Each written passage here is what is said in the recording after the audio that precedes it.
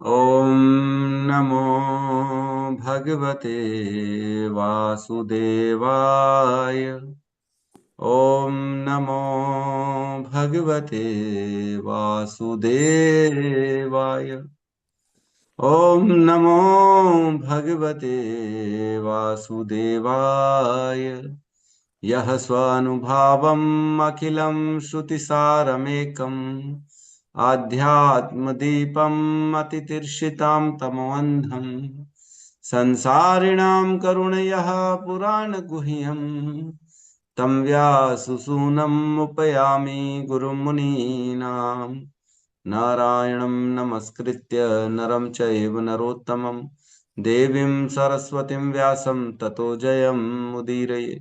श्रवणतां स्वकथा कृष्ण पुण्यश्रवणकीर्तिनः हृदयन्तस्तो हि अभद्राणि विदुनोति सुहृदसताम्। नष्टप्रायेषु अभद्रेषु नित्यं भागवत सेवया भगवती उत्तम श्लोके भक्तिर्भवति नैष्टिकी। श्रवणतः श्रद्धया नित्यं गृणतश्च स्वचेष्टितम् कालेन नातिदीर्घेण भगवान् विशते हृदि। कृष्णाय वासुदेवाय देवकी नंदनाय च नंदगोपकुमाराय गोविन्दाय नमो नमः। नमः पंकजनाभाय नमः पंकजमालिने नमः पंकजनेत्राय नमस्ते पंकजांग्रिये। जय श्री कृष्ण चैतन्य प्रभु नित्यानंद श्री अद्वैत गदाधर श्रीवासादि गौर भक्त वृंद। हरे कृष्णा कृष्णा कृष्णा हरे हरे हरे राम राम राम हरे हरे। हरे कृष्णा कृष्णा कृष्णा हरे हरे हरे राम राम राम हरे हरे। हरे कृष्णा कृष्णा कृष्णा हरे हरे हरे राम राम राम हरे हरे। हरे कृष्णा। सभी भक्तों का स्वागत है प्रातःकालीन श्रीमद् भागवतम के सत्र में। हरे कृष्ण प्रभु जी, धन्यवाद प्रणाम। राम हरे कृष्णा। हरे तो कृष्णा प्रभु जी, दंडवत प्रणाम। हरे कृष्णा प्रणाम। तो कल हमने श्लोक क्रमांक 30 को लिया, 30, जिसमें हमने देखा सतोगुणी अहंकार से क्या क्या उत्पन्न हुआ, है ना। रजो पहले हमने तमोगुणी अहंकार से देखा क्या क्या उत्पन्न हुआ। तो तमोगुणी अहंकार से 5 तत्व उत्पन्न हुए, भूमि, गगन, वायु, अग्नि और जल, है ना। और 5 उनके विषय उत्पन्न हुए। पहला उत्पन्न हुआ अहंकार में मिलाने से ध्वनि को, जो है शब्द को मिलाने से आकाश उत्पन्न हुआ। और आकाश में जो है स्पर्श को मिलाने से वायु उत्पन्न हुई। और वायु में रूप को मिलाने से अग्नि उत्पन्न हुई। और अग्नि में रस को मिलाने से जल उत्पन्न हुआ। और जल में गंध मिलाने से पृथ्वी उत्पन्न हुई। ठीक है, इस प्रकार तमोगुणी अहंकार से ये 10 जो है हमारे जो 5 तत्व हैं और 5 जो है इंद्रिय विषय हैं, ये उत्पन्न होते हैं। ठीक है। उसके बाद जो है हमने पढ़ा सतोगुणी अहंकार से क्या उत्पन्न हुआ। तो सतोगुणी अहंकार से सबसे पहला जो उत्पन्न हुआ, मन उत्पन्न हुआ। मन और उसका जो देवता है चंद्रमा। ठीक है। और उसके बाद जो है देवता 10 और सतोगुणी देवता उत्पन्न हुए। कौन कौन से उत्पन्न हुए? दिशा के देवता, जो श्रवण इंद्रियों का जो है संचार करते हैं। वायु के देवता, जो हमारे चर्म, जो स्किन है, जो त्वचा है, उसका कंट्रोल करते हैं। और सूर्य जो देवता होते हैं, जो हमें आंखों का कंट्रोल करते हैं, आंखों के अधिष्ठाता है, वह सूर्य का उत्पन्न हो। प्रचेता, जो जीवा रस इंद्रियां होते हैं, उनके अधिष्ठाता है, उन्हें कंट्रोल करते हैं, वो उत्पन्न हुए। और 2 अश्विनी कुमार उत्पन्न हुए, जो घृणेन्द्रिय नाक होती है, उनके कंट्रोलर। फिर कर्मेंद्रियों की बारी आई। कर्मेंद्रियों को उत्पन्न करने के लिए, मतलब कंट्रोल करने के लिए, अग्निदेव का उत्पन्न हुआ। अग्नि देवता जो हमारे वाणी को जो है कंट्रोल करते हैं। और इंद्र जो हमारे हाथों को, भुजाओं को कंट्रोल करते हैं, उनके वो उत्पन्न हुए। उपेंद्र जो है ये उत्पन्न हुए, पैरों को जो कंट्रोल करते हैं। और मित्र जो है वो उत्पन्न हुए, जो हमारे मल द्वार को कंट्रोल करते हैं। और प्रजापति ब्रह्मा जो होते हैं वो उत्पन्न हुए, जो हमारी जननेंद्रियों को कंट्रोल करते हैं। तो इस प्रकार 10 देवता उत्पन्न हुए और इनके साथ मन उत्पन्न हुआ, और मन के साथ जो है उनके अधिष्ठाता चंद्रमा उत्पन्न हुए। तो इस प्रकार जो है सतोगुणी अहंकार से ये चीजें उत्पन्न हुई। तो देवता जो होते हैं वह सारे के सारे भगवान के कंट्रोल में रहते हैं, है ना। कोई भी देवता ऐसा नहीं है जो देवता भगवान से परे हो। तो तैत्तिरीय उपनिषद में एक श्लोक आता है, उसमें कहते हैं, भीषास्माद् वातः पवते भीषो देति सूर्यः भीषास्माद् अग्नि च इंद्र च मृत्युर्धवति पंचमम इति। परमेश्वर के भय से ही वायु, सूर्य, अग्नि, इंद्र और पांचवा मृत्यु, ये सब अपना अपना कार्य नियम पूर्वक सत्य सुव्यवस्थित रूप से कर रहे हैं। तैत्तिरीय उपनिषद में श्लोक आता है जिसमें कह रहे हैं ये पांच, ये मुख्यतः पांच का नाम ले लिया, बाकी तो सभी भगवान के कंट्रोल में है। वायु, सूर्य, अग्नि, इंद्र और मृत्यु, ये पांचों कह रहे हैं अपना अपना कार्य नियम पूर्वक सुव्यवस्थित रूप से कर रहे हैं, क्योंकि परमेश्वर के भय से भगवान का भय है इनको, देवताओं को। सूर्य रोज उग रहा है और अस्त हो रहा है, तो वह नियम पूर्वक सुव्यवस्थित ढंग से सारे कार्य कर रहे हैं, क्योंकि उन्हें भय है परमेश्वर का, कृष्ण का। क्या भय हो सकता है? सूर्य इतने तेजस्वी, इतना शक्तिशाली है सूर्य। इंद्र, वायु, इंद्र जो देवताओं का जो है देवराज, इंद्र देवताओं का राजा कहा जाता है इंद्र, उसे भी भय है भगवान का। तो भगवान का भय क्या होता है? भगवान का विस्मरण। भगवान ही तो हृदय में बैठे हैं ना। भगवान जैसे दुर्योधन के सामने भगवान खड़े थे, लेकिन भगवान उसे हृदय में ये प्रकट ही नहीं कर रहे थे कि ये भगवान है, वो तो उसे ग्वाला समझ रहा था। और भगवान और उसको जो है ना विस्मृति कराए जा रहे थे अपनी। वो बोलता है ग्वाला, इसको तो मैं बांधूंगा, इसको तो मैं जेल में डाल दूंगा। तो सोचो भगवान को जेल में डालने की बात कर रहे हैं। तो ये कितना बड़ा भय है कि भगवान अपनी माया में हमको डाल देंगे, अपने आप से दूर कर देंगे भगवान, और हम अनेक गर्हित योनियों में चले जाएंगे और गलत काम करने लगेंगे पता नहीं कितने काल तक। भगवान की विस्मृति, भगवान से दूरी, ये बहुत बड़ी सजा है, बहुत बड़ी सजा, छोटी मोटी बात नहीं है।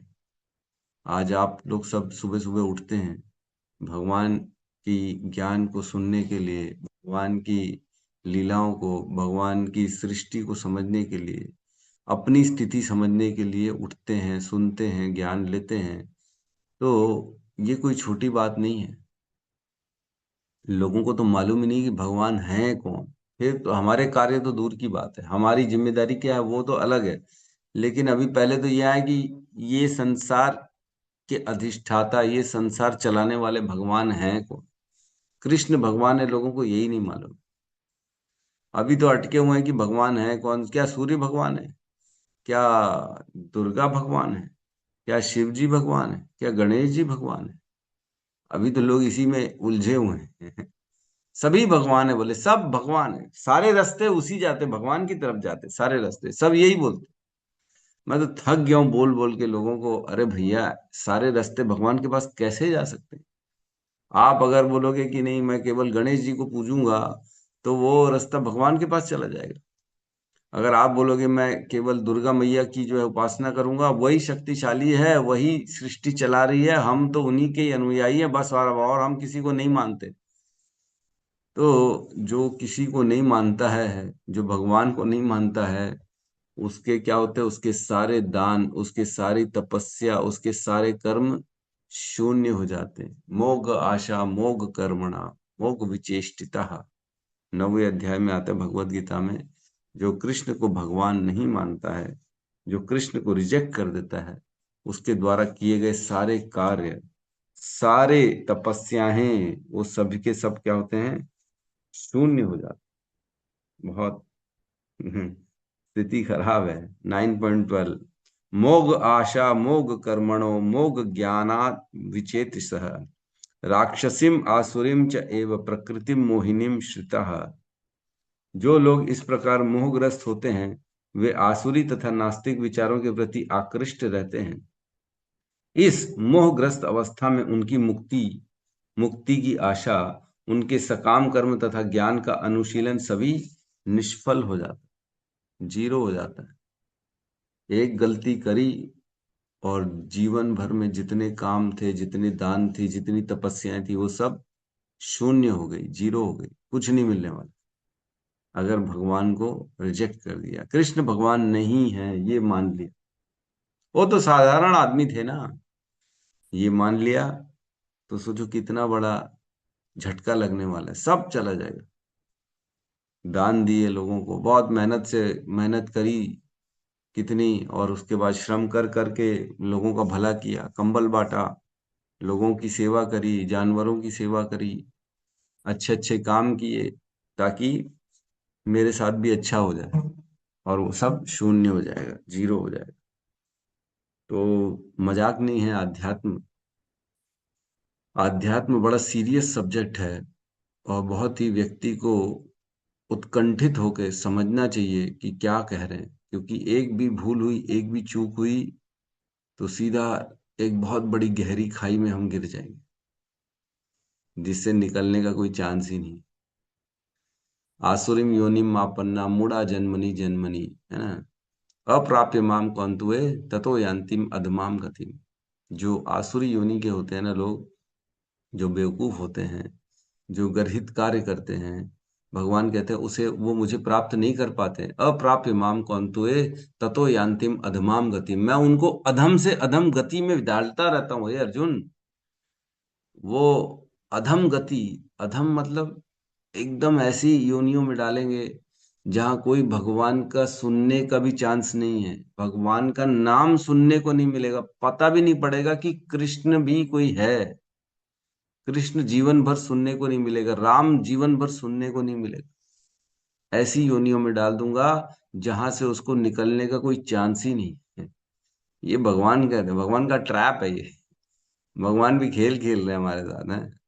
तुम करो बेटा कोई ऐसा काम करो मेरे खिलाफ वाला, फिर बताता हूँ तुम्हारे को क्या क्या सजा मिलने वाली है तुम्हारे को, तुमको समझ में ही नहीं आएगा, इतना तुम्हारे से जो है भोगवाते रहूंगा। किसी को क्या समझ में आएगा अगर वो कोई गर्हित योनि में चला जाएगा? वो तो केवल सहता रहेगा, कष्ट सहता रहेगा, सहता रहेगा, और उसके पास चारा ही क्या है? कोई चारा नहीं है। इतने विवश हैं हम, इतने विवश हैं कि हम कुछ भी नहीं कर सकते, कुछ भी नहीं कर सकते। तो हमें सदा सदा कृष्ण के प्रति समर्पित रहना चाहिए, भगवान के प्रति, ग्रंथों के प्रति, गुरु के प्रति, जिसने ज्ञान दे दिया। इस इस एकदम दलदल, इस गंदी कीचड़ से बाहर निकलने का क्या है? कीचड़ ही तो है ये संसार, और क्या है? काम क्रोध लोभ मोह मद मात्सर्य आहार निद्रा भय मैथुन, और है क्या इसमें? कुछ भी नहीं है। लेकिन ये ज्ञान प्राप्त हो गया गुरु के माध्यम से, कृष्ण की भगवत गीता मिल गई है ना, सुखदेव गोस्वामी द्वारा श्रीमद् भागवतम का ग्रंथ मिल गया श्रवण करने को। ये हमारा बहुत बहुत बहुत बड़ा सौभाग्य है, नहीं मिलने वाला। आप ही अपनी नजरें घुमा के देख लो, कितने लोग हैं जो ग्रंथों के, जो गुरु के और जो भगवान के नाम के शरणागत हैं? कोई नहीं है, है ना। मनुष्याणाम सहस्त्रेषु किश्चित यतति सिद्धये यतताम अपि सिद्धानाम किश्चित वेति माम तत्वतः। मेरे को जो है मनुष्याणाम सहस्त्रेषु, हजारों हजारों लाखों में से कुछ एक दो ही होंगे जो मेरे लिए प्रयास करेंगे। यतताम अपि, मनुष्याणाम सहस्त्रेषु किश्चित यतताम अपि सिद्धानाम, जो सिद्धि के लिए प्रयास करेंगे। तो सिद्धि प्राप्ति करेंगे ऐसे लोगों में से भी किसी किसी को मैं जो है समझ में आऊंगा तत्व से, और किसी को नहीं समझ।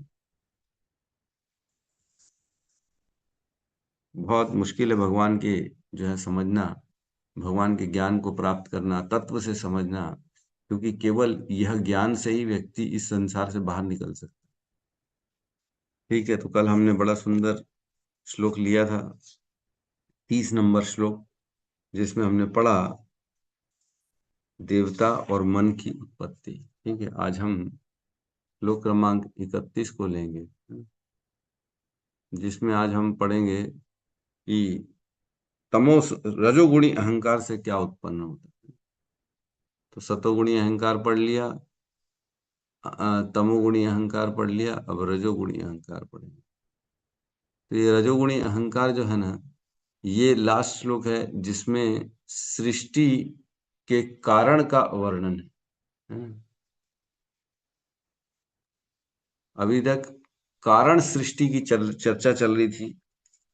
अब इसके बाद जो है ना, कार्य सृष्टि की चर्चा चलेगी। कारण सृष्टि मीन्स व्हाट आर द जो इंग्रेडिएंट्स, इसके कारण क्या है ना। रॉ मटेरियल की बात चल रही थी, अब उसके बाद जो है प्रोसेस्ड फूड की बात चलेगी।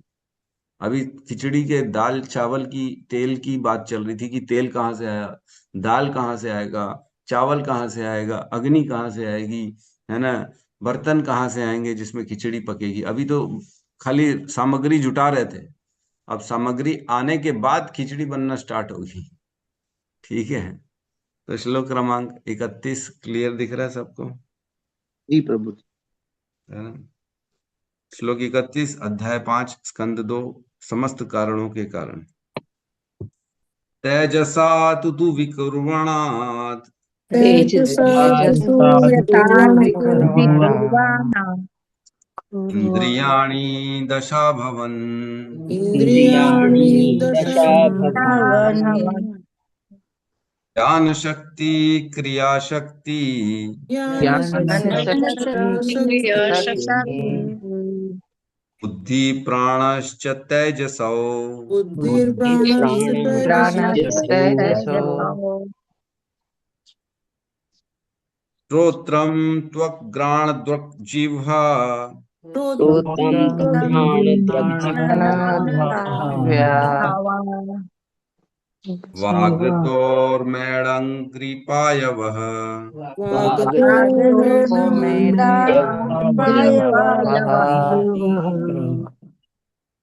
तेजसा तु बोलिए तेजसा तेजसा तो बोले माता जी, आप बोले। हरे कृष्ण माता जी, आप बोले। तेजसा तु विकुर्वाणाद् तेजसास्तु इन्द्रियाणि विकुर्वणात् दशा भवन् इन्द्रियाणि दशा भवन् ज्ञानशक्तिः क्रियाशक्तिः ज्ञानशक्तिः क्रियाशक्तिः बुद्धिः प्राणश्च तैजसौ बुद्धिर्प्राणश्च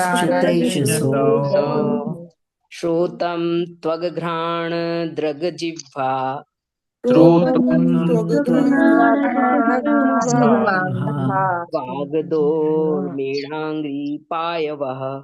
वाग्दोर्मेणाङ्ग्रिपायवः हरे तेजसात् तु विकुर्वणात् इन्द्रियाणि दशा भवन् इन्द्रियाणि दशा भवन् ज्ञानशक्तिः क्रियाशक्तिः बुद्धिः प्राणश्च तेजसो बुद्धिः श्रोत्रं त्वग्घ्राणदृग्जिह्वा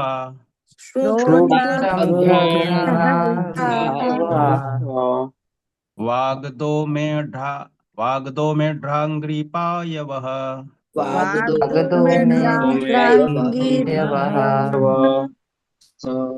तेजसात् तु विकुर्वाणात्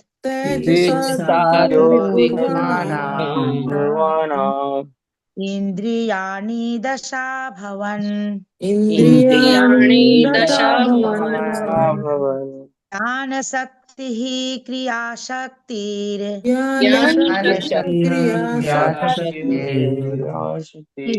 प्राणश्च तेजसौ बुद्धिः प्राणश्च तैजसो श्रोत्रं त्वग्घ्राणदृग्जिह्वा श्रोत्रं श्रोत्रमथनदृग्जिह्वा वाग्दोर्मेढ्राङ्घ्रिपायवः वाग्दो मेढ्राङ्घ्रिपायवः। हरे कृष्ण। अनुवाद। रजोगुण में और अधिक विकार आने से बुद्धि तथा प्राण के साथ ही कान, त्वचा, नाक, आंख, जीभ, मुंह, हाथ, जननेंद्रियां, पांव तथा मल विसर्जन की इंद्रियां उत्पन्न होती हैं। ओम अज्ञानतिमिरन्धस्य ज्ञानाञ्जनशलाकया चक्षुरुन्मिलितं येन तस्मै श्री गुरुवे नमः। श्री चैतन्य मनोभीष्टं स्थापितं येन भूतले स्वयं रूपः कदा मह्यं ददाति स्वपदान्तिकं। वन्देऽहं श्रीगुरु श्रीयुतपदकमलं श्रीगुरून् वैष्णवांश्च श्रीरूपं सागरजातं सहगण रघुनाथान्वितं तं सजीवं साद्वैतं सावधूतं परिजन सहितं कृष्ण चैतन्य देवं श्री राधा कृष्ण पादान् सहगण ललिता श्री विशाखान्वितांश्च। हे कृष्ण करुणा सिंधु दीनबंधु जगतपते गोपेश गोपिका कांता राधा कांत नमस्तुते। तप्त कांचन गौरांगी राधे वृंदावनेश्वरी वृषभानुसुते देवी प्रणमामि हरिप्रिय। वाञ्छाकल्पतरोभश्च कृपा सिन्धुभ्य एव च पतितानां पावनेभ्यो वैष्णवेभ्यो नमो नमः। नमो विष्णुपादाय कृष्णपृष्ठाय भूतले श्रीमते भक्तिवेदांत स्वामीति नामिने। नमस्ते सरस्वती देवे गौरवाणी प्रचारिणे निर्विशेष शून्यवादी पाश्चात्य देशतारिणे। जय श्री कृष्ण चैतन्य प्रभु नित्यानंद श्री अद्वैत गदाधर श्रीवासादि गौर भक्त वृंद। हरे कृष्णा कृष्णा कृष्णा हरे हरे हरे राम राम राम हरे हरे कृष्णा। तो यहाँ वर्णन चल रहा है यहाँ बोल रहे हैं तेजसा तु विकुर्वणात्। तेजस क्या है हमने पढ़ा। तेजस अर्थात जो है रजोगुण है ना। रजोगुणी अहंकार जो तेजस था उसे कह रहे हैं। यहाँ कह रहे हैं तेजसात तु विकुर्वणात्। वह तेजस जो रजोगुणी अहंकार है उसमें फिर से विकुर्वणात्। विकुर्वणात् मीन्स फिर से परिवर्तन आ गया। बस बार बार विकुर्वणात् मीन्स बार बार परिवर्तन आ रहे, सब बदलते जा रहे। क्यों बदल रहे? काल की शक्ति से। काल का काम ही यही है, सब में परिवर्तन ला देता है। तो ये विकुर्वणात् जो हो रहा है जहां तहां, वो क्या क्यों हो रहा है? क्योंकि काल है। और काल जहां नहीं होता है वहां परिवर्तन नहीं होता है। जो भगवान का धाम है वहां कोई परिवर्तन नहीं होता है। जो शरीर मिलेगा, जो उम्र मिलेगी वही रहेगी, वो कभी बदलने वाली नहीं है। एज इट इज रहेंगे वहां पे। लेकिन यहाँ इस भौतिक संसार में सब कुछ बदलता है। विकुर्वणात् रजोगुण में फिर से विकार हो गया, फिर से उसमें परिवर्तन आ गया। तो क्या हुआ? इंद्रियाणी दशा भवन। इंद्रियां उत्पन्न हुई, दशा भवन 10 इंद्रियां उत्पन्न हो गई। रजोगुणी अहंकार से 10 इंद्रियां उत्पन्न हुई, जो कि 5 ज्ञान इंद्रियां हैं और 5 कर्म इंद्रियां हैं। तो हम चर्चा करेंगे आगे। और कह रहे हैं ज्ञान शक्ति, क्रिया शक्ति, बुद्धिर प्राणश्च तेजसौ। तो ये जो ज्ञान शक्ति है और क्रिया शक्ति, ये दोनों उत्पन्न हुई। ज्ञान शक्ति मीन्स बुद्धि। ज्ञान शक्ति का रिलेशन है बुद्धि से और क्रिया शक्ति का रिलेशन है प्राण से। ये दोनों भी उत्पन्न हुए रजोगुण के कारण। तो ज्ञान शक्ति क्या है? 5 जो ज्ञान इंद्रियां हैं इसे हम ज्ञान शक्ति कहते हैं, और इसका आधार होता है बुद्धि। बुद्धि से हम 5 ज्ञान इंद्रियों के डाटा को ग्रहण करते हैं। आंख ने कुछ देखा, तुरंत बुद्धि उसमें विश्लेषण करती है, ये अच्छा है, बुरा है, ठंडा है, गर्म है, गोरा है, काला है, मेरे अनुकूल है, अनुकूल है और प्रतिकूल है, जो भी है। तो बुद्धि उसके विश्लेषण में लग जाती है। 5 ज्ञान इंद्रियों का सारा डाटा प्रोसेस कहाँ होता है? बुद्धि में होता है। तो ज्ञान शक्ति और क्रिया शक्ति। क्रिया शक्ति कैसे कार्य करती है? प्राणों के द्वारा कार्य करती है। जो भी क्रिया करते हैं, हम पहले ही बताया जब वायु उत्पन्न हुआ था वहां पे चर्चा चली थी, जो 5 तत्व में वायु आया था, तो वायु में हमने चर्चा करी थी 5 प्रकार के प्राण होते हैं जो वायु के द्वारा होते हैं, चलायमान होते हैं। तो वो 5 प्रकार के प्राणों के कारण ही सारी शक्ति, शरीर का बल और हमने मन का बल सब पढ़ा था कि वो उन प्राणों के द्वारा आता है ना। मल मूत्र निकल रहा है, श्वास अंदर जा रही है, या चाहे जो भी हो रहा है वो केवल प्राणों के द्वारा हो रहा है। तो वो प्राण शक्ति यहाँ पे क्या है, क्रिया शक्ति है प्राण शक्ति। तेज सौ, ये दोनों, तेज सौ मीन्स ये दोनों भी रजोगुणी है, ज्ञान शक्ति बुद्धि और जो क्रिया शक्ति प्राण, ये दोनों भी जो है रजोगुणी चीज है, रजोगुण ही है अर्थात, है ना। और कह रहे हैं श्रोत्र त्रग ग्राण द्रग जीवा। श्रोत्र मीन्स श्रवणेन्द्रिय, और श्रोत्र के बाद है त्वक मीन्स स्पर्शेंद्रिय, ग्राण मीन्स सूंघने की इंद्रिय, दृग मीन्स देखने की इंद्रिय, जिह्वा मीन्स स्वाद लेने की इंद्रिय। तो ये पहले जो 5 हैं ये ज्ञान इंद्रियां हैं। और उसके बाद कह रहे हैं वाक मीन्स बोलने की शक्ति, वाणी, और दो मीन्स हाथ, मेढ़ा मीन्स जननेन्द्रिय, आंग्री मीन्स पांव, और पायवह मीन्स मल त्याग करने का स्थान। तो इस प्रकार 5 ज्ञानेंद्रियां और 5 जो है कर्म इंद्रियां, ये सब उत्पन्न होती हैं किससे, रजोगुण से। रजोगुणी अहंकार विकुर्मणात्, उसमें परिवर्तन आ गया, जिससे 10 इंद्रियां उत्पन्न हुई। और 10 इंद्रियां जो थी वो क्या थी, 5 ज्ञानेंद्रियां, ज्ञान शक्ति, और 5 क्रिया शक्ति। तो 5 ज्ञान शक्ति को बल कहाँ से मिल रहा है, बुद्धि से मिल रहा है, और 5 क्रिया शक्ति को बल कहाँ से मिल रहा है, प्राण से बल मिल रहा है, तभी वो कार्य कर पा रही है। और ज्ञान शक्ति 5 हम जानते हैं, ज्ञान इंद्रिय क्या है, आंख है, नाक है, जीवा है, कान है, त्वचा है ना। ये 5 ज्ञान इंद्रियां होती हैं। और 5 कर्म इंद्रियां, हाथ होते हैं, पैर होते हैं, वाणी होती है, और जननेंद्रियां होती हैं, और मल मूत्र त्याग करने का स्थान होता है ना।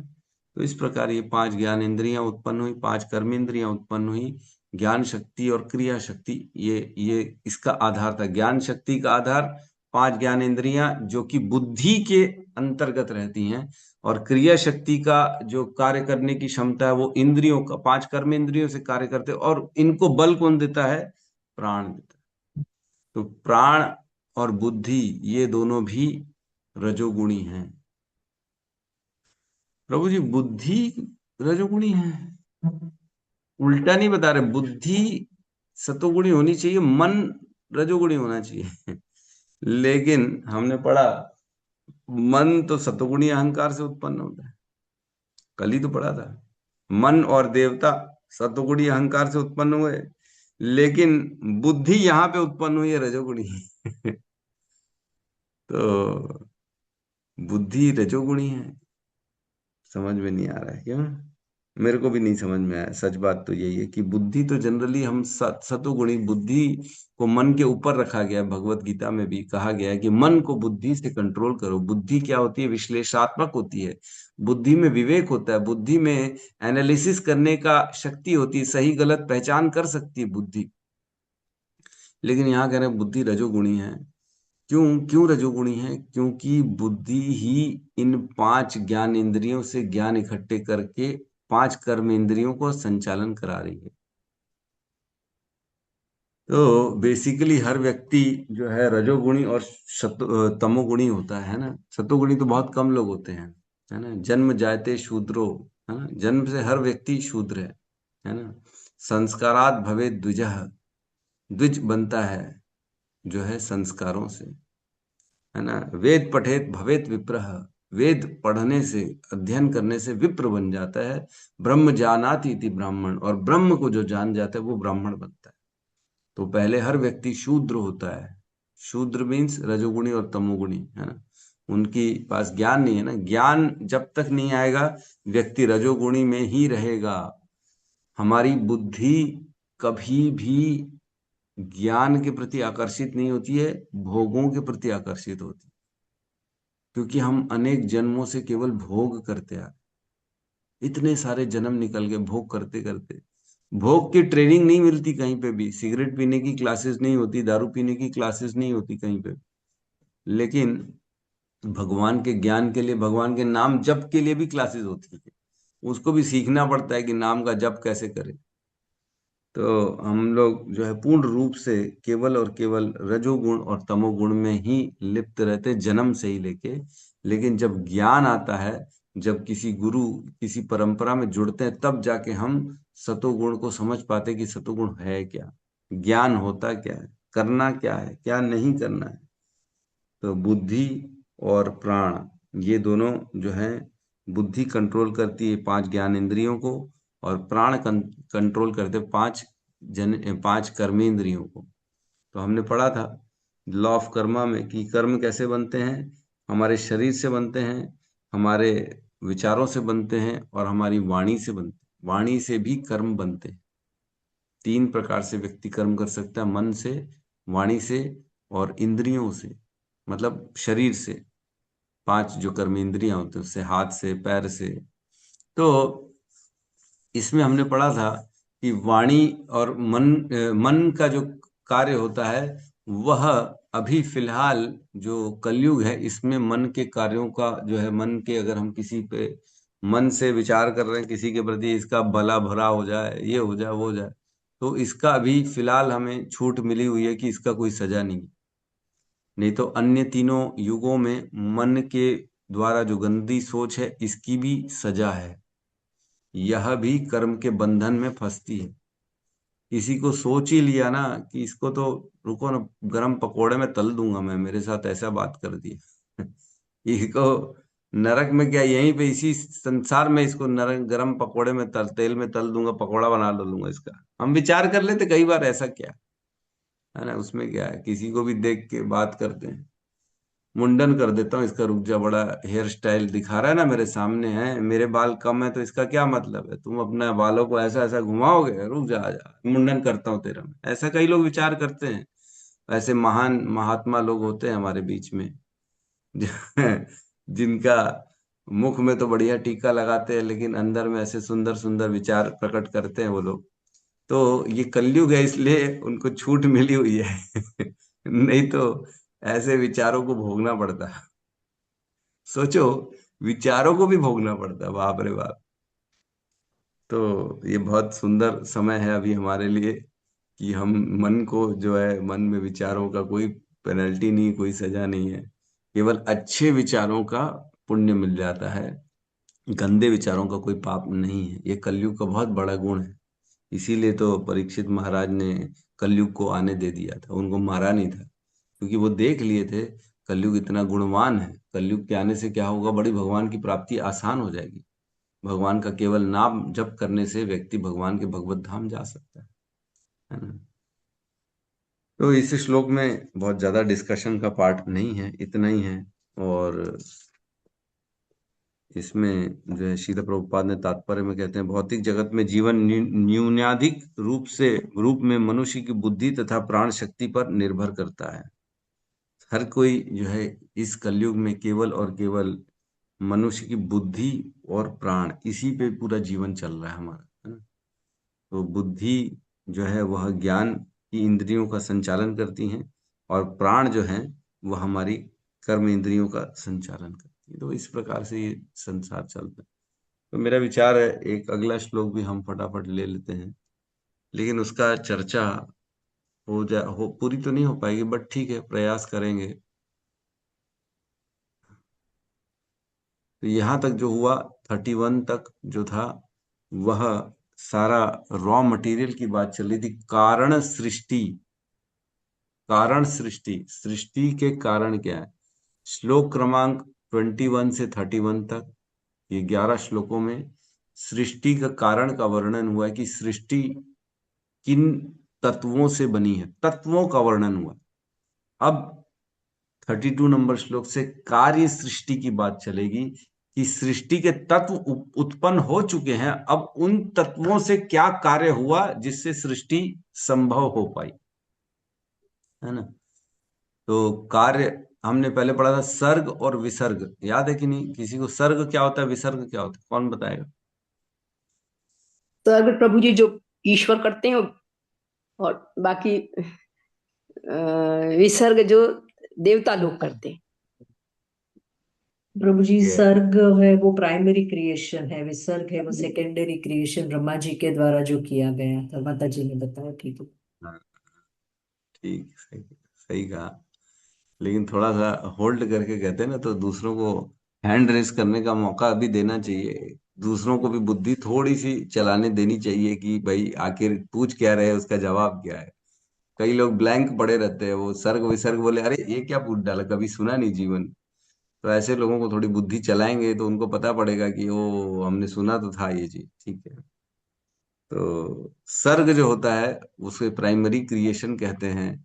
जो भगवान तत्व यह सृष्टि को बनाते हैं वह सर्ग होता है। और जब बनी बनाई सृष्टि को जब देवता उसमें कुछ जोड़ जाड़ करके बना देते हैं उसे विसर्ग कहते हैं। प्राइमरी क्रिएशन और सेकेंडरी क्रिएशन।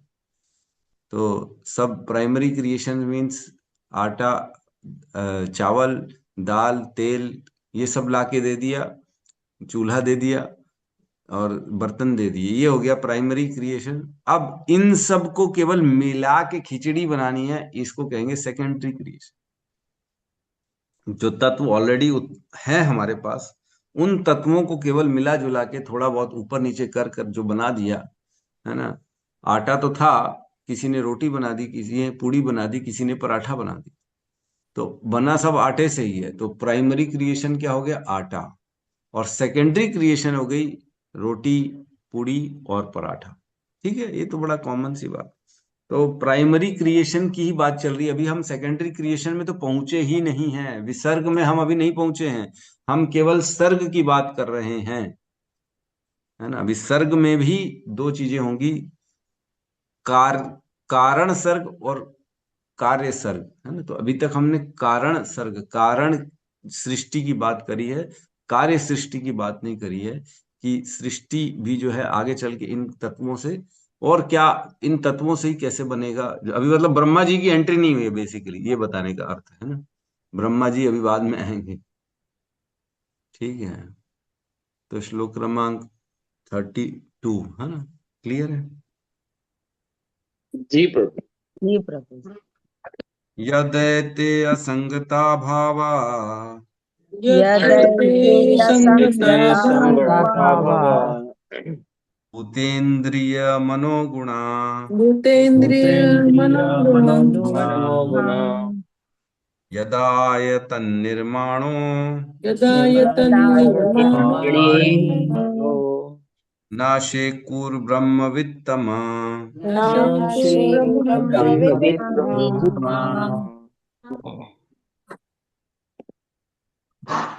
यदैते यदैते संगता भावा यदैते असंगता भावा भूतेन्द्रिय मनोगुणा भूतेन्द्रिय मनोगुणा यदायतन निर्माणे यदा यतन्निर्माणे निर्माणे न सेकुः ब्रह्मावित्तम् नाशो ब्रह्मविद् यदेते यदेते संगता भावा यदैते यदैते असंगता भावा भूतेन्द्रिय मनोगुणा भूतेन्द्रिय मनोगुणा यदा यतन्निर्माणे यदा निर्माणे यतन्निर्माणे नासुके ब्रह्मविदम् नाशेषु ब्रह्मविदम् यदैते असंगता भावा यदैते असंगता भावा इन्द्रिया मनोगुणः भूतेन्द्रिय मनोगुणः यदा यतन निर्माणे यदा यतन्निर्माणे नाशे कु ब्रह्मवित्तमा। नाशेषु ब्रह्मविद् हरे कृष्ण। हरे कृष्ण। यदेते भगवान संग भावा यदैते असंगता यदैते भावा भूतेन्द्रिया मनोगुणः भूतेन्द्रिय भूतेन्द्रिय मनोगुणा मनोगुणा यदा यतन्निर्माणे यदा यदायतन निर्वाणे न शेकुर्ब्रह्मा वित्तमा न शेकुर्ब्रह्म यद्वित्तम वित्तमा। अनुवाद। हे आध्यात्मवादियों में श्रेष्ठ नारद, जब तक ये सृजित अंग यथा तत्व, इंद्रियां, मन तथा प्रकृति के गुण जुड़ नहीं जाते, तब तक शरीर रूप धारण नहीं कर सकता।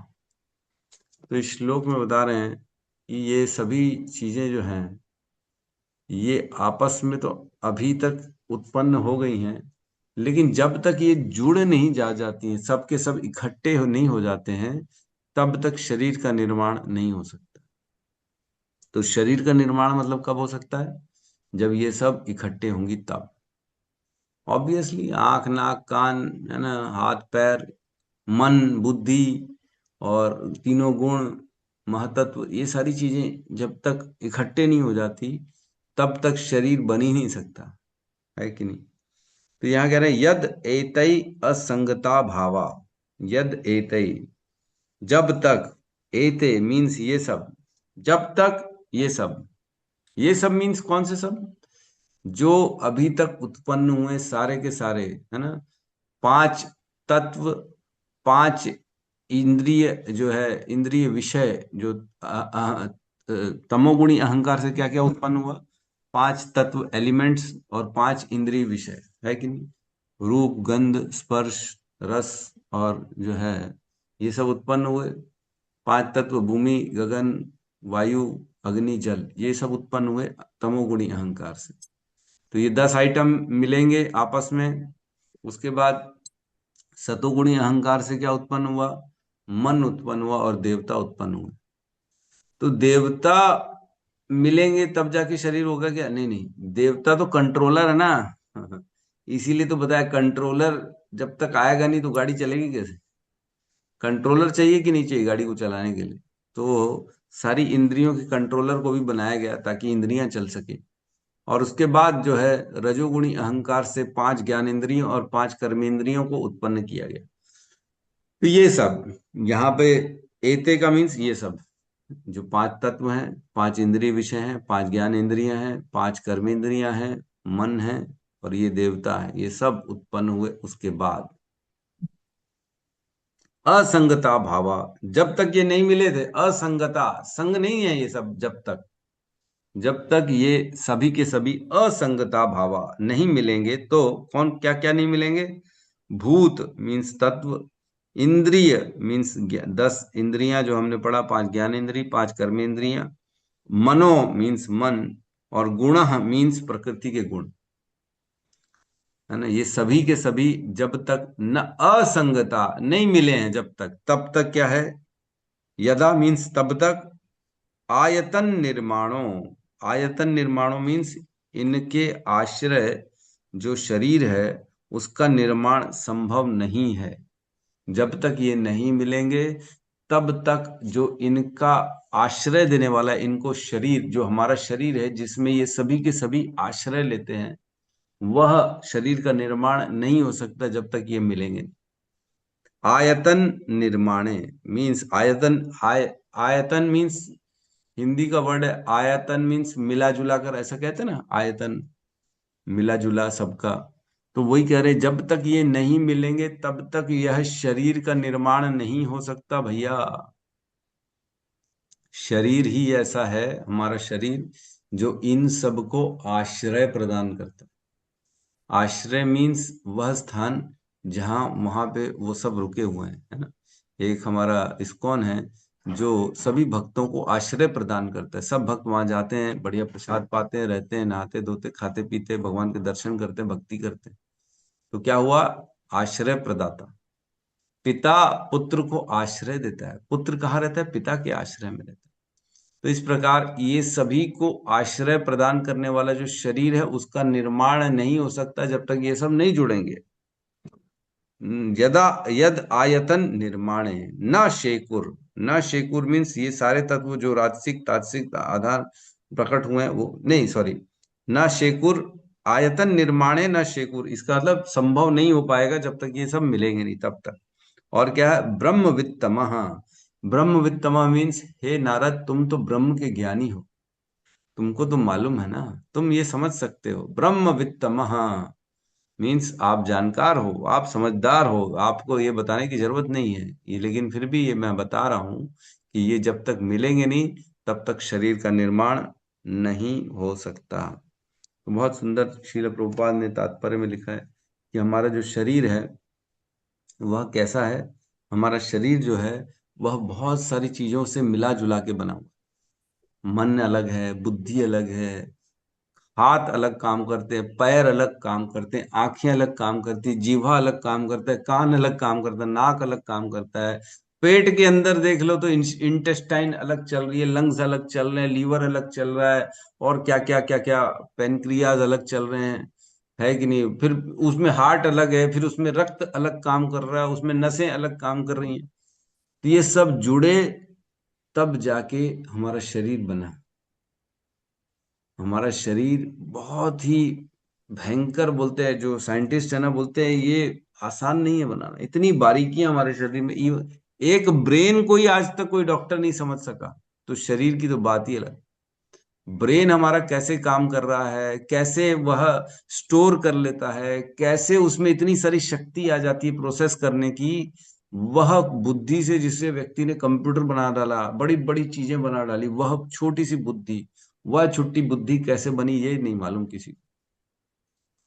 कोई साइंटिस्ट बुद्धि नहीं बना सकता। आर्टिफिशियल इंटेलिजेंस बना दिया जरूर लोगों ने, AI, लेकिन वो आर्टिफिशियल है, वो ओरिजिनल नहीं है। ओरिजिनल इंटेलिजेंस केवल मनुष्यों के पास है।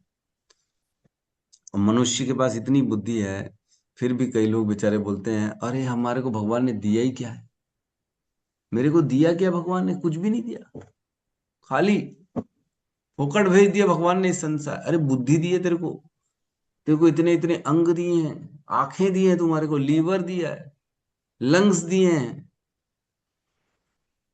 आज कहीं मैं पढ़ रहा था, अगर हम एक एक अंग को बेचें, है ना कहीं बिकता ही होगा। आज जैसे कई लोग, किडनी ट्रांसप्लांट होता है, तो किडनी की अगर किसी को जरूरत पड़ जाती है ना, तो किडनी खरीदने का रेट, एक किडनी का रेट है 30 लाख रुपए, ना। 30 लाख रुपए की एक किडनी मिलती है बाजार में, जो मैं सुन रहा हूँ। और सोचो ऐसे एक एक अंग का अगर अपन वैल्यू करेंगे तो हमारा शरीर कितने करोड़ों रुपए का हो, अरबों रुपए का हमारा शरीर है, अगर हम एक एक अंग की वैल्यू निकालें। तो हमारे अनिल प्रभु ने डाला है, हमारी जो आंखें होती हैं उसकी क्वालिटी कितनी है, 576 मेगापिक्सल का कैमरा लगा हुआ है हमारी आंखों में, है ना। तो जनरली 32 64 100 पिक्सल कैमरा हमारे मोबाइल में होता है। अच्छे से अच्छे कैमरा में जो है 100 मेगापिक्सल कैमरा होता है ना। हरी बोल, आवाज आ रही है मेरी सबके पास? हरे अरे प्रभु। यार,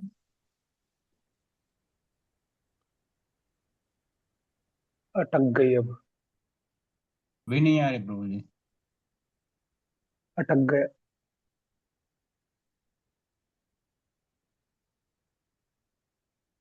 ब्लैंक।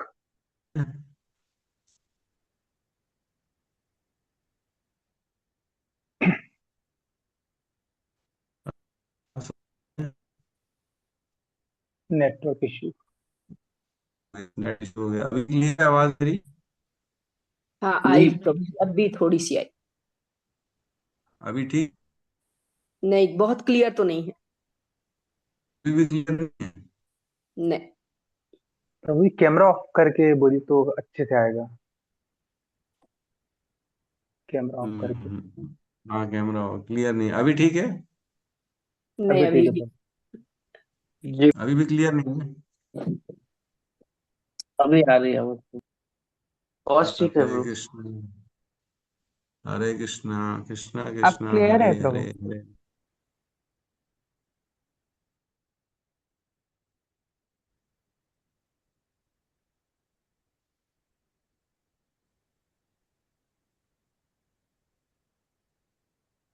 हरे कृष्णा।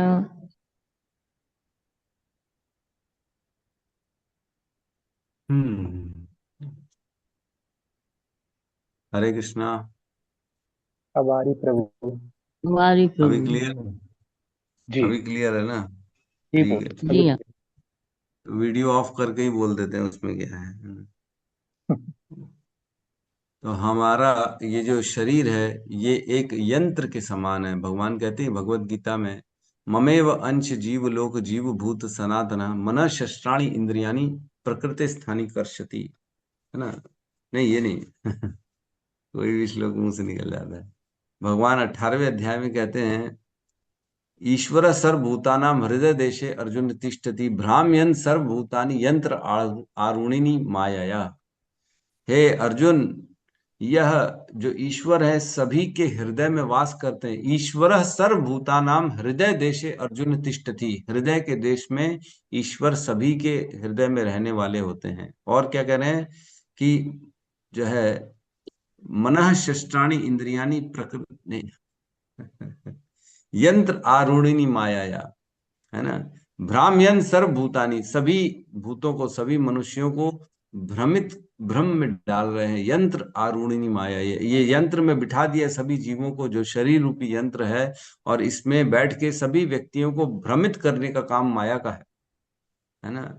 सर क्या कह रहे हैं? भ्राम्यन सर्वभूतानि यंत्र आरूढ़ोनि माया, माया के द्वारा जो ये यंत्र है, जो शरीर रूपी यंत्र है, जो मशीन है, जैसे कार में बैठ जाता है व्यक्ति, कार चलाता है और घूमने चला जाता है, तो कार में बैठते साथ क्या इच्छा होती, कहीं चलो ड्राइव पे चलते, लॉन्ग ड्राइव पे चलते, घूमने जाते, लेकिन मंदिर जाने की इच्छा नहीं होती।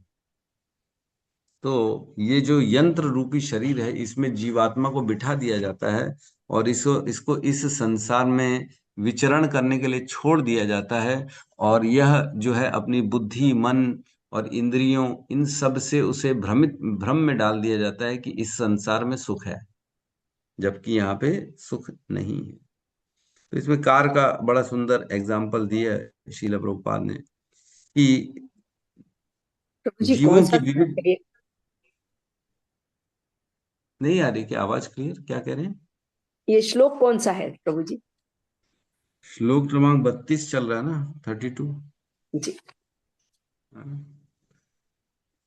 तो यहाँ कह रहे हैं, जीवों के विविध प्रकार की शरीर संरचनाएं उन विभिन्न प्रकार के मोटर कारों जैसी हैं, जिन्हें विभिन्न पुर्जों को जोड़ करके निर्मित किया जाता है। जब मोटर कार तैयार हो जाती तो चालक उसमें बैठता है और अपनी इच्छानुसार उसे चलाता है। तो जैसे कारें होती हैं, एक ही कंपनी अलग अलग कार की मॉडल बना रही है, एक लंबी कार, कोई छोटी कार, कोई बड़ी कार, कोई 10 लोगों के बैठने के लिए, कोई 2 लोगों के लिए बैठने के लिए, किसी में ज्यादा फीचर, किसी में कम फीचर, इस प्रकार के बहुत सारे कार बना रखी हैं। तो ये कैसे हैं? मनुष्यों की तरह है। जैसे भगवान भी अनेक प्रकार के चेतना युक्त मनुष्य बना रहे हैं, कोई गोरा, कोई काला, कोई मोटा, कोई स्त्री, कोई पुरुष, इस प्रकार से विभिन्न शरीर बन रहे हैं। कैसे बन रहे हैं? क्योंकि ये अलग अलग तत्वों को मिलाया जा रहा है, उनसे वो प्रकट हो रहे हैं। लेकिन कम बुद्धि वाले भौतिक विज्ञानी शरीर के अंगों को के जोड़े जाने की विधि को नहीं जान पाते, जो इंद्रियां, मन तथा गुण के रूप में होते हैं। कभी भी व्यक्ति ना अपनी संरचना के बारे में इतना समझ ही नहीं पाता। लोग बुद्धि लगाते लगाते लगाते रह जाते, लेकिन समझ ही नहीं आता उनको कि ये शरीर बना कैसे। शरीर के बारे में ज्यादा दिमाग ही नहीं लगा पाते। लेकिन केवल व्यक्ति जो साइंटिस्ट हैं, केवल इसमें लगे हुए हैं कि कैसे मैं इंद्रियों की तुष्टि सबसे अच्छी करूं, कैसे मैं इस भोग की जो वस्तुएं, आंखों को जो है सबसे सुंदर दृश्य कैसे दिखाऊं, अपनी स्पर्श इंद्रियां जो है उनको कैसे सबसे अच्छा स्पर्श दिलाऊं, इसी में लगे हुए हैं हर व्यक्ति। भोगों की उत्पत्ति कर रहे हैं, लेकिन वो ये समझ ही नहीं पा रहे हैं कि इन सबको जोड़ के इस शरीर में डाला किसने और क्यों डाला। ये जब भगवान ने इंद्रियां बनाई हैं, भगवान की सृष्टि, अब तो हम पढ़ चुके हैं कैसे इंद्रियां बन रही, सब भगवान ने बनाई हैं। तो इन इंद्रियों का उपयोग हमारे को कहाँ करना है? ये इंद्रियां हमें जो मिला के इस शरीर में डाल के दी गई हैं, इसको यूज किसके लिए करना है? क्या इसको हमको अपने लिए यूज करना है? बहुत बड़ी मिसअंडरस्टैंडिंग है पूरे जीवन में सबके साथ, कि लोग ये सोचते हैं जीवन मिला है क्यों, जो मन करे वो करो। जो मन को अच्छा लगे बस वो कर लो। जीवन तो छोटा सा है। अपने आप को खुश रखो, अपने आप को प्रसन्न रखो, बस यही जीवन है। ये बहुत बड़ी गलत फहमी में बैठे हैं हम लोग, बहुत बड़ी गलत। जीवन मिला है तपस्या करने के लिए, भगवान की प्राप्ति करने के लिए, ना ही इंद्रिय तृप्ति करने के लिए, है ना। तो ना हम देहो देह भजाम ने लोके कष्टान कामान अर्हते व्यंग बुझाम ये तपो दिव्यम पुत्र का ये न सत्वम तस्मात् शुद्ध्यात् ब्रह्म सौख्यम तु अनंतम, है ना। तो ऋषभ देव कहते अपने पुत्रों को, ना यम देहो देह भजाम नरलोके, इस लोक में जो भी शरीरधारी हैं, उन शरीरधारियों में से जिनके पास मनुष्य का शरीर है, उनके लिए विशेष तरह ये उपदेश दे रहे हैं वो, कि ये मनुष्य जिनको शरीर मिल गया है समस्त शरीरों में से, ये बड़ा बड़ा एकदम अलग ही टाइप का शरीर है ना। क्यों मिला है? नायम देहो दे भ्रजाम ने लोके कष्टान कामान अर्हते व्यंग बुझाम ये संसार में कष्ट और कामनाओं के लिए नहीं मिला है। कामनाओं के लिए बस आदमी कष्ट उठाए जा रहा है, उठाए जा रहा है, क्योंकि मैं अपनी कामना पूरी कर लूं। व्यंग बुझाम ये है, कामनाएं जो होती हैं वो तो कुत्ते और सुअरों के शरीर में भी पूरी हो जाती है। जो भी इच्छा पूर्ति होती है, वह इंद्रिय भोग जो है, इंद्रिय सुख जो है, वह कुत्ते और सुअरों के जीवन में भी है, उनको भी मिलते हैं सारे सुख, आहार निद्रा भय मैथुन। तो ये शरीर हमारा इन सुखों के लिए, इन भोगों के लिए नहीं बना है। तपो दिव्यम पुत्र कायेन सत्वम, जो सत्य है, जो भगवान है, उनकी प्राप्ति के लिए तपो दिव्यम, तपस्या करने के लिए मिला है, ना कि भोगों के लिए मिला है। भोग तो कुत्ते और सुअर भी कर रहे हैं। तो अगर मनुष्य की शरीर प्राप्त करके भी भोग किया तो ये क्या किया हमने? ये तो व्यर्थ कर दिया ना अपने शरीर को। तो जवान जीवन हमें जो है शरीर मिला है भगवान की भक्ति के लिए, प्राप्ति के लिए। इसमें कह रहे हैं, जिस प्रकार पिता रोते हुए बालक को चुप कराने के लिए खिलौना थमा देते हैं, उसी प्रकार श्री भगवान की इच्छा से मोहग्रस्त जीवों को श्री भगवान के प्रतिनिधि के नियंत्रण में अपनी अपनी इच्छित वस्तु पर प्रभुता जताने की छूट देने के लिए सारी भौतिक सृष्टि बनाई गई है। सारी भौतिक सृष्टि क्यों बनाई गई है? ताकि हम जो इच्छा करे थे वह इच्छा को हम पूरी कर सकें। और इस संसार में थोड़ा बहुत हमें स्वतंत्रता दे दी गई है, ताकि तुम भी एक जगह जाके भगवान बनो, ईश्वर बनो, कंट्रोलर बनो, जो चाहे वो करो। इसके लिए छूट दी गई है, इसीलिए ये भौतिक संसार बनाया गया है, क्योंकि हमने इच्छा करी थी। और कह रहे हैं, सारे जीव उन छोटे छोटे बालकों की भांति भौतिक क्रीड़ा क्षेत्र में खेल रहे हैं, जिनकी निगरानी श्री भगवान की दासी प्रकृति कर रही है। जैसे एक स्कूल के मैदान में सब बच्चे गेम खेलते रहते हैं और बाहर साइड में बैठी हुई टीचर सबको देख रही है कि सब बराबर खेल खेल रहे हैं कि नहीं। तो उसी प्रकार भगवान ने हम सबको यहाँ भेज दिया कि जाओ खेल खेल लो, इस संसार में, भौतिक सृष्टि में जो जो तुम्हारी इच्छा है वो जाके करो, काम करो, खेल लो बस। तो और हमारे ऊपर जो माया है उनको बिठा दिया है, प्रकृति को, और वो हम सबको देख रही है कि ये क्या कर रहे हैं। वे इस दासी या माया को सर्वे सर्वा मानकर परम सत्य को स्त्रीलिंग दुर्गा देवी आदि मान बैठते हैं। तो जो बच्चे होते हैं वो यही मानते हैं कि टीचर हमारी सर्वे सर्वा है। आज जो हम खेल खेल रहे हैं ये टीचर के कारण खेल खेल रहे हैं, और टीचर ही हमें खेलना बंद भी करा सकती है, ये बच्चों को लगता है, लेकिन ऐसा नहीं है। टीचर को आदेश दिया गया है कि इतनी देर तक तुम इनको खेलने दो, तो टीचर उससे पहले उनका खेल बंद नहीं करा सकती। यद्यपि टीचर के पास कुछ पावर्स हैं, लेकिन टीचर के खुद के पावर्स नहीं हैं, टीचर को स्कूल की अथॉरिटी से पावर्स मिले हैं। उसी प्रकार हम सब ये सोचते हैं इस भौतिक संसार में कि दुर्गा देवी ही हम सबको ये सब जो भौतिक जो है उपलब्धियां और भोगने की सारी वस्तुएं प्रदान कर ली है, लेकिन ऐसा नहीं है।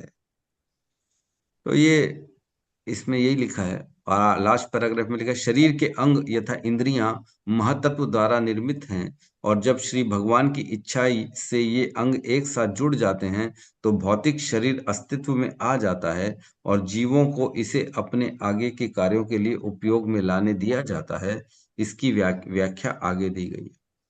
तो हमारा शरीर अस्तित्व में कब आता है? जब इन सबको जोड़ दिया जाता है और हमें फिर कार्य करने दिया जाता है। इस भौतिक संसार में भोग भोगने के लिए छोड़ दिया जाता है ताकि हम अपनी इच्छा से भोग करें और जो जो सुख और दुख जो हमें जो ठीक लगता है वो करें, है ना। इसलिए छोड़ दिया जाता है इस संसार में। तो इस प्रकार शरीर का निर्माण होता है और शरीर को फ्रीडम दिया जाता है। शरीर को जो है अ, हमें अपनी बुद्धि से कार्य करने के लिए कुछ कुछ तो फ्रीडम मिलती, स्वतंत्रता मिलती है। इसीलिए शास्त्र हैं, इसीलिए गुरु हैं, ताकि वो सही दिशा दिखाएं और हम उनका पालन करके अपने जीवन को सही दिशा में डाल सकें। ठीक है, तो किसी का कोई प्रश्न है तो हम ले सकते हैं।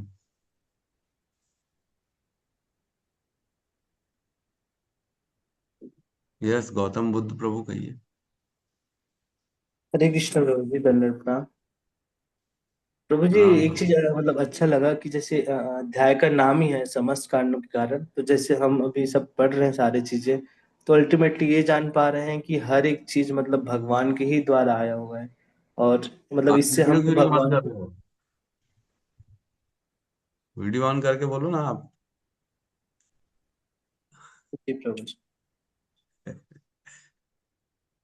आप जो है, आपको वीडियो ऑन करके बैठना चाहिए, ऐसे नहीं बैठना चाहिए।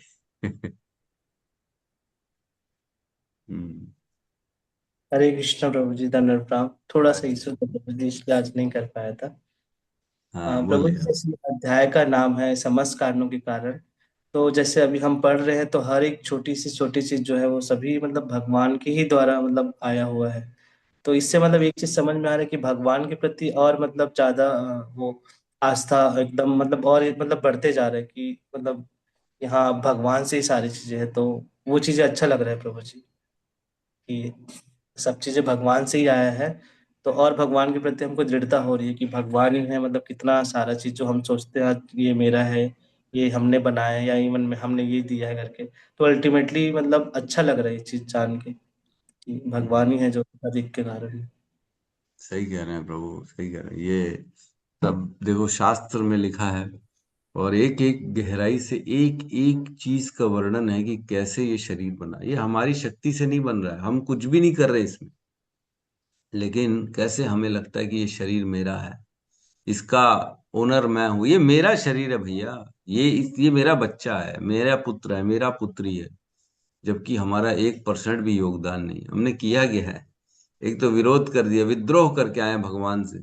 उसके बाद भी भगवान हमें इतनी सारी फैसिलिटी दे दी है, शरीर दे दिए, सारी इंद्रियां दे रही हैं और सारी इंद्रियां भी कार्य कर रही हैं। ऐसा नहीं है कि एक आध इंद्री कार्य नहीं कर रही है हमारी, है पता लगा जीवा काम नहीं कर रही, बोल नहीं पा रहे, चल रहा है। ऐसा नहीं, भगवान ने सब दे दिया। कान दे दिए सुनने के लिए, नाक दे दिया सूंघने के लिए, आंख दे दी देखने के लिए। सब पूरी प्रकार अच्छे से काम कर रही है, बुद्धि काम कर रही है, शरीर काम कर रहा है। उसके बाद भी अगर इस शरीर का उपयोग अगर हम अपने लिए करते हैं तो इसे कृतघ्न कहेंगे, है ना। कृतघ्न मीन्स जो उपकार नहीं मानता है भगवान का। भगवान ने दिया तो इसे भगवान की सेवा में लगा। भगवान ने जो निर्देश दिए उनके हिसाब से इनका उपयोग करना चाहिए, न कि अपने लिए उपयोग करना चाहिए। तो अगर अपने लिए उपयोग करेंगे तो फिर विमुख हो जाएंगे भगवान से। तो ये ज्ञान दिया भगवान ने कि तुम मेरे तक कैसे आ सकते हो, सब मेरा ही तो है जो तुम्हारे पास है, तुम्हारा खुद का कुछ भी नहीं है, 1% भी नहीं है तुम्हारा, सब मेरा है, सब मेरा। तो हम पूर्ण रूप से भगवान पर आश्रित हैं, यही समझें। और इसको समझने के बाद हमें भगवान को सरेंडर करना है, यही उद्देश्य है यहाँ। सही है प्रभु, अंडरस्टैंडिंग ऐसी ही होनी चाहिए। यस उर्जेश्वरी माता जी।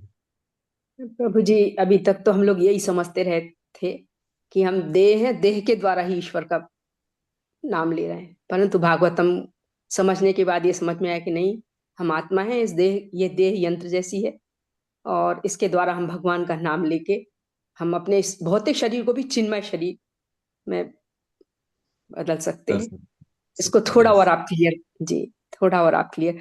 और प्रभु जी, जो हम पूछ रहे थे वो श्लोक जो आप ये बोल रहे थे, आरूढ़िम माया, वो भगवत गीता के 18वें अध्याय का कौन सा श्लोक है, ये पूछ रहे थे अच्छा, जी। 18 पॉइंट मेरे ख्याल से 50 में है वो। 61 है प्रभु जी, प्रभु लिखा है पॉपट में लिखा ही हुआ है। 18.61। पॉपट में लिखा हुआ है 18.61 यस। 61। थैंक जी भागवतम जी। में लिखा हुआ है। अच्छा अच्छा, मैंने देखा नहीं वो जी। ठीक तो है यस। इसकी भी आप क्लास सुनेंगे ना, 18.61 की हमारी भगवत गीता की, वो मैं डाल दूंगा आज ग्रुप में, उसको भी सुनिए तो और क्लियर हो जाएगा अच्छे से कि जी कैसे प्रभु जी हम जी। भगवान सबके हृदय में भी हैं और भगवान हमें भ्रमित कर दे रहे हैं इस माया के द्वारा, है ना, भ्रम में डाल दे। जैसे बच्चों को भी भ्रम में डाल दिया जाता है कई बार, चार चीजें रख दी जाती बच्चों के सामने। कई जगह मैंने देखा है, जो छोटे बालक होते हैं उनके सामने ना जब पहली बार चलता है तो एक भगवत गीता रखेंगे, एक जगह चॉकलेट रखेंगे, एक जगह पिस्तौल रखेंगे और एक और चार चीजें रख देते हैं, ताकि उसका नेचर समझ में आए कि किसके प्रति वो आकर्षित हो रहा है। तो कुछ बच्चे पिस्तौल पकड़ लेते हैं, तो मतलब बचपन से पूर्व जन्म से क्या है, वो बड़ा जो है ऐसे ऐसा बच्चा है, मारकाट करने वाला बच्चा है। और कई बच्चे जो है खिलौने पकड़ लेते हैं, मतलब रजोगुणी है, उनको अपनी चीज अपने पास चाहिए, दुनिया से कोई मतलब नहीं है। कोई बच्चे जब ग्रंथ पकड़ लेते हैं, उसका अर्थ है ये सतोगुणी बच्चा है, इसको ज्ञान में आगे बढ़ना है, इसको अध्यात्म में आगे बढ़ना है। तो ये बचपन में ना टेस्ट किया जाता है बच्चों के ऊपर कि वो कौन से क्षेत्र में उसका दिलचस्पी है, उसका इंटरेस्ट है। इससे पता पड़ जाता है कि वो पूर्व जन्मों में कौन सा स्वभाव लेके आया है, तो उस स्वभाव को आगे उसको प्रदान किया जाता है और उसी क्षेत्र में उसको आगे बढ़ाया जाता है। तो ये जो माया है, ये यंत्र आरूढ़ी माया, ये माया में रह के हमने अनेक अनेक कार्य किए हैं और उसके हिसाब से अपना स्वभाव बनाया और स्वभाव के हिसाब से और कार्य करते जा रहे हैं। इसको यहाँ पे ब्रेक लगाने की आवश्यकता है। ग्रंथ के माध्यम से, ज्ञान के माध्यम से हमें अपने जो विचार हैं, हमारे जो कार्य हैं, जिसमें हमारा इंटरेस्ट है, इन सबको ब्रेक लगाना है और हमें आध्यात्म के हिसाब से अपने नए कार्य बनाने हैं। अपना इंटरेस्ट भी आध्यात्म के हिसाब से नया क्रिएट करना है कि मुझे भगवान में अपने इंटरेस्ट को लगाना है और कहीं नहीं लगाना। तो धीरे धीरे फिर भगवान में आसक्ति बढ़ती चली जाएगी। यह सुरभि माता जी। हरे कृष्ण प्रभु जी, दंडवत प्रणाम। नाम माता जी। प्रभु जी, कल के श्लोक से क्वेश्चन था। आपने उपेंद्र का बताया था कि वो वामन देव का एक नाम है, और यहाँ पे लिखा है कि स्वर्ग के स्थिर विग्रह, मतलब मुझे समझ नहीं आया कि स्वर्ग के स्थिर विग्रह। हम्म कल तो मैंने बताया था, जो ये उपेंद्र है ये वामन देव नहीं है, ये वामन देव नहीं है, क्योंकि कल मैंने सब बताया था। वामन देव तो अदिति माता के पुत्र के रूप में आए थे, वो सृष्टि के पहले नहीं आए थे। अदिति माता तो बाद में, उन्होंने, अदिति माता ने भगवान की तपस्या करी थी, जिससे फिर वामन देव आए थे। तो सृष्टि की शुरुआत में थोड़ी आए थे, जब सृष्टि नहीं बनी थी, ब्रह्मा के पहले भी नहीं। तो ये उपेंद्र, ये स्वर्ग के एक देवता हैं, जो भगवान के ही जैसे हैं। ये उनके बारे में बताया गया। इनके बारे में हमें भी बहुत ज्यादा डिटेल नहीं मालूम कि उपेंद्र कौन से देवता हैं, लेकिन ये एक भगवान के ही शक्ति के मान के चलो, उन्हीं के जैसे होंगे कुछ उपेंद्र। तो अब जो लिखा है बस उसी में जितना बताया हम उसी को समझ सकते, उससे ज्यादा तो हम नहीं समझ सकते हैं। ठीक है माता जी। जी जी प्रभु जी, हरे कृष्ण प्रभु जी। प्रभु जी, एक और मन प्रश्न जो कल मैं पूछना चाहती थी, पूछूं क्या? टाइम है आपको या? एक बार ये अनिल प्रभु को बोलने देते हैं, फिर आपका प्रश्न ले लेते हैं। जी जी। अनिल प्रभु कहिए, क्या कहना चाहते हैं। जी प्रभु जी, हरे कृष्ण प्रभु जी, दंडवत प्रणाम। सभी भक्तों को प्रणाम। प्रणाम। प्रभु जी, मैं एक्चुअल ये कहना चाह रहा था, जैसे कि अभी पूरा जो चैप्टर चल रहा है समस्त कारणों के कारण, और उसमें एक लाइन भी आया है कि इच्छित वस्तु पर प्रभुता जताने हेतु छूट देने के लिए सारी भौतिक सृष्टि बनाई गई। तो इसका मतलब ये है कि जब कुछ नहीं था तो भगवान थे, लेकिन जीव ने इच्छा की तब जाके भौतिक सृष्टि हुआ, ये समस्त पृथ्वी, गैलेक्सी, ग्रह, नक्षत्र, तारे बने। तो प्रभु जी, जैसे कि माया के बारे में कहा जाता है कि माया का सबसे बड़ा एग्जाम्पल क्या है, तो इसको हम एक दृष्टि से भी देख सकते हैं प्रभु जी। मतलब जितने भी सूर्य, ग्रह, नक्षत्र, तारे या फिर समस्त सृष्टि हैं, वो माया का सबसे बड़ा एग्जाम्पल है। और जो शाश्वत है वो भगवान कृष्ण है। तो जो भगवान कृष्ण है वो शाश्वत है, और ये जो सृष्टि है वो माया है, मतलब माया का एक सबसे अच्छा एग्जाम्पल है। देखो, ये सृष्टि को माया नहीं कह सकते हम, है ना। ये सृष्टि जो है ये भगवान की सृष्टि है। माया तो वो है जो हमें इसमें आकर्षण उत्पन्न करा देती है कि ये सच है, ये मानने पे मजबूर करा देती है, वो माया है ना। माया बेसिकली ये ब्रह्मांड या ये वस्तुएं या जो ये तत्व हैं ये नहीं है माया। माया एक तरह से विचार है जो हमें ये एहसास दिलाता है कि ये सब तेरे लिए है, ये अच्छा है, ये इसको पाना यही कार्य है हमारा, ये जीवन केवल सुख भोगने के लिए है, ये माया है। मतलब असत चीजों के प्रति जो है आकर्षण उत्पन्न कराना ये माया का काम है। तो असत क्या है? ये सब चीजें असत हैं, हमारी इंद्रियां, हमारे इंद्रियों के विषय, है ना। ये भौतिक सृष्टि असत है, लेकिन सत क्या है? भगवान है। ये तो बार बार आती जाती रहती, परिवर्तन होता रहता है यहाँ पे। ये असत है, ये परमानेंट नहीं है। तो माया को अगर हम ये सृष्टि बोले तो ये थोड़ा सा ठीक नहीं है। माया सृष्टि नहीं है, माया हमारे विचार हैं, माया हमारे को आकर्षण उत्पन्न कराने वाली जो शक्ति है वो माया है। और इनमें ये सब उत्पन्न हुआ और हम उत्पन्न हुए। अब हमारे को इसमें फंसाने वाली जो शक्ति है वो माया हम्म। है ना। ठीक है जैसे कि प्रभु प्रभु जी। जी हम एक स्लोगन मतलब हमेशा सुनते हैं, मतलब कि ये सृष्टि सब मोह माया है। तो ये हमारे माइंड में मिस वो डाला गया है ताकि हम उसको स्वीकार करें। मतलब एक रहता है ना, सब सृष्टि, ये सारी दुनिया मोह माया है। तो मोह तो ठीक है, माया वर्ड इसमें इनकरेक्ट है ना प्रभु जी, जैसा कि मैंने क्वेश्चन हाँ, पूछा। मोह माया तो भाई हमारा आकर्षण इसीलिए क्योंकि हम माया में हैं। हम माया में हैं इसलिए हमारा आकर्षण इस सृष्टि में, इस संसार में, परिवार में, इस वस्तुओं में, क्योंकि हम माया में हैं। तो बेसिकली हम माया में, तो हम सब पूरी सृष्टि को माया की नजरों से देखते हैं। इसलिए कहते हैं ये सब माया है, क्योंकि आपके अंदर माया है ना। तो आप माया में हो इसलिए आप सब कुछ माया के द्वारा देख रहे हो। इसलिए ये सब असत वस्तुएं जो है आपको माया की दृष्टि से दिख रही है, इसलिए आपको अपनी दिख रही है। एक्चुअल में ये सब आपकी है नहीं। तो माया सृष्टि नहीं है, माया हमारी दृष्टि है, हमारे विचार हैं, हमारे जो गलत धारणाएं हैं वो माया बेसिकली। तो कहते हैं ना, क्या कहते हैं, कृष्ण सूर्य सम माया है अंधकार, जहां कृष्ण तहां नहीं मायर अधिकार। उसी सृष्टि में रहने वाला भक्त भी है, उसी सृष्टि में रहने वाला अभक्त भी है। दोनों उसी संसार में रहते हैं, लेकिन एक माया में नहीं है और एक माया में है। तो माया वस्तुओं में नहीं है, माया व्यक्ति के अंदर है, व्यक्ति के विचारों में माया है ना। तो जिसके पास, जो कृष्ण के शरण में है, उसको माया टच भी नहीं कर पा रही है। वह भी सृष्टि देख रहा है, वह भी संसार देख रहा है, लेकिन वो माया की नजरों से नहीं देख रहा है। लेकिन एक व्यक्ति जो माया में है, जो अज्ञान में है, जो भौतिक सृष्टि को भोगना चाहता है, जो केवल सुखों को चाहता है, वो माया में है। और वो संसार को माया की नजरों से देखेगा। आम देखेगा को तो लगेगा ये आम मैं खा लूं, मेरे लिए है आम। लेकिन एक जो भक्त है, वो आम को देख के ये नहीं बोलेगा कि ये मेरे लिए, ये तो बोलेगा भगवान का आम है, मेरे लिए नहीं, भगवान ने उत्पन्न किया है, इसको भगवान की सेवा में लगाना चाहिए। तो ये जो दृष्टि है ये माया है ना। तो माया एक कंसेप्ट है, माया एक हमारे प्रति इल्यूजन है, माया भ्रम है जिसमें हम पड़े हुए हैं है ना, इस तरह से। प्रभु जी एक चीज और पूछना चाहूंगा, अगर शाश्वतता की दृष्टि से अगर देखें तो भगवान, जीव, माया, ये तीनों सनातन है कि माया को अलग रखेंगे आप, मतलब शाश्वत है, नहीं नहीं, सब शाश्वत। शाश्वत, जीव तीनों शाश्वत। शाश्वत है, प्रकृति शाश्वत है, भगवान शाश्वत है, काल शाश्वत है, लेकिन कर्म हाँ। शाश्वत नहीं है। कर्म शाश्वत नहीं। पांच तत्वों पे चर्चा हुई है भगवत गीता में ना, पांच तत्व, ईश्वर, जीव, काल, कर्म और प्रकृति।